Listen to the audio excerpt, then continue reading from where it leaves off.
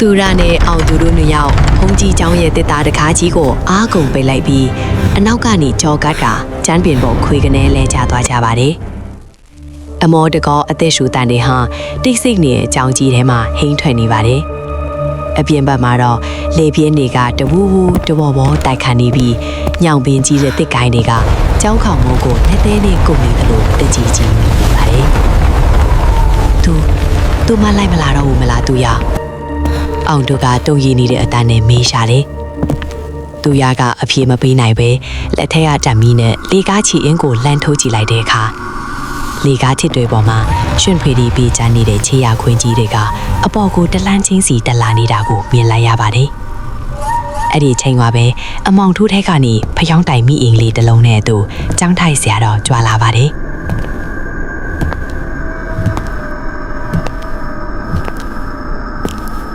ဆရာတော်ကသူတို့ကိုမြင်တော့ဟဲ့မောင်ရင်တို့ဘာလို့ဒီလောက်တုံလုံးနေကြတာလဲလို့မေးလိုက်တယ်။သူရကဖြစ်သမျှအကြောင်းစုံကိုတုံရင်နဲ့ပြောပြနေတော့မှပဲအောင်သူစီကနေကြောက်လန့်တကြအော်ထန်ကြီးထွက်လာပါတယ်။သူရငါလွယ်အိတ်ကြီး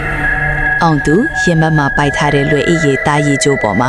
သွေးလုံနီးရဲနေတဲ့လက်ပွေရကြီး9ခုထင်နေပါတယ်။အဲ့ဒီလက်ပွေရတွေကနေအခိုးငွေတွေထွက်နေပြီးအောင်သူရဲ့ပခုံးကိုမီးနဲ့ထိုးသလိုပူလောင်စေပါတယ်။စုံမကြီးကသူတို့ကိုလိုက်ဖန်တုံးက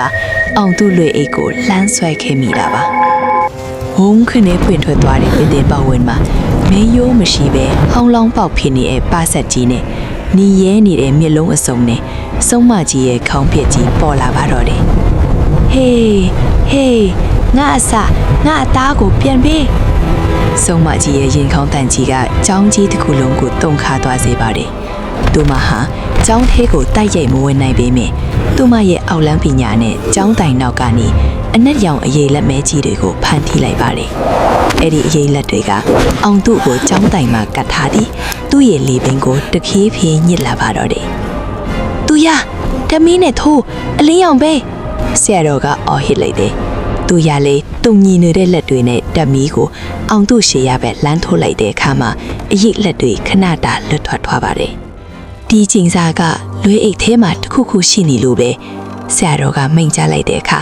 အောင်သူကတုံရင်နဲ့ဝင်ခံလိုက်ပါတယ်။တပည့်တော်လမ်းမှာထူးဆန်းတဲ့ရွှေရောင်ငှက်မွေးတစ်ချောင်းတွေ့လို့ကောက်ထည့်လာမိတယ်ဖေ။အဲ့ဒီငှက်မွေးဟာတကယ်တော့စုံမကြီးရဲ့အသက်ဝိညာဉ်ကိုထိန်းချုပ်ထားတဲ့ကဝေငှက်မွေးဖြစ်နေတာပါ။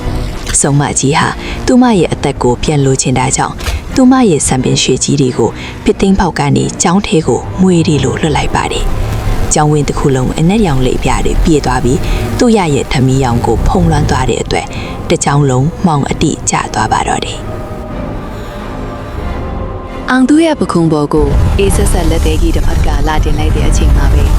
သူရကအမောင်ထဲမှာဆရာတော်ချထားပေးတဲ့အန်ဒီရဲ့ကင်းပရိတ်ကျိုးကိုလှန်ဆွဲမိလိုက်ပါတယ်။အမောင်ထူးထဲမှာဝင်ခနဲပေါ်လာတဲ့အလင်းတန်းဟာဆရာတော်ရဲ့ပရိတ်ကျိုးရနေထွက်ပေါ်လာတဲ့ဓမ္မဆက်အလင်းပဲဖြစ်ပါတယ်။အဲ့ဒီအလင်းဟာအောင်သူပခုံးပေါ်ကအေးဆက်ဆက်လက်သေးကြီးကိုမီးလောင်ကျွမ်းသလိုချစ်သွားစေပြီးစုံမကြီးရဲ့နာကျင်စွာအော်ဟစ်တန်ဟာတော်တော်လုံးတုန်ခါသွားပါတော့တယ်။အခုချက်ချင်းအဲ့ဒီငမွေကိုငါစီပေးဆရာတော်ကမိန်လိုက်ပါတယ်။ဆရာတော်ကရေးစင်းခွက်ထဲကအေးကိုလွှဲအေးပေါ်ပတ်လိုက်တဲ့အခါ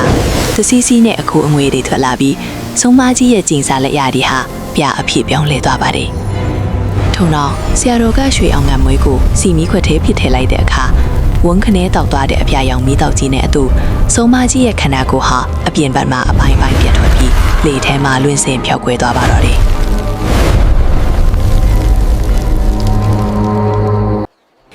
မနက်ခင်းနေ့အောင်ကြီးဖျားကြလာတဲ့အချိန်မှာတော့အရာအလုံးဟာအေးချမ်းသွားပါပြီ။ညောင်ပင်ကြီးရဲ့တစ်ကိုင်းတွေလည်းငြိမ်သက်သွားပြီးငှက်တန်လေးတွေထွက်ပေါ်လာပါတယ်။မောင်ရင်တို့လောဘနဲ့အာသာရဲ့မေကြောင့်ဖြစ်လာတဲ့အရာမှန်သမျှဟာဒီလိုပဲဖြစ်စီရတာပဲ။နောက်လမ်းမတွေလည်းထူးဆန်းတဲ့ဖြစ်စီတွေကိုခွင့်မပြုဘဲမယူကြနဲ့ဆရာတော်ကစုံမစကားမိန့်ကြားလိုက်ပါတယ်။သူရနဲ့အောင်သူတို့ဟာဆရာတော်ကိုကန်တော်ပြီးကျောင်းပေါ်ကဆင်းလာကြတယ်။အောင်သူလည်းအိပ်ပေါ်မှာတော့စုံမကြီးရဲ့လက်ဖွေရနေရာမှာသေးငယ်တဲ့အမရွက်ကလေးတစ်ခုကြံရစ်ခဲ့ပါတယ်။ဒါဟာသူတို့တသက်သားမေးလို့မရမယ့်ထိတ်လန့်စရာအညာတညာရဲ့တတိပေးချက်တစ်ခုအဖြစ်ထာဝရကြံရစ်နေပါတော့တယ်။ နောက်ထပ်လည်းစိတ်ဝင်စားဖို့ကောင်းတဲ့ပုံမြင်တွေကိုတင်ပေးသွားမှာဖြစ်လို့ channel လေးကိုလည်း subscribe နှိပ်ပေးသွားပါဦးနော်။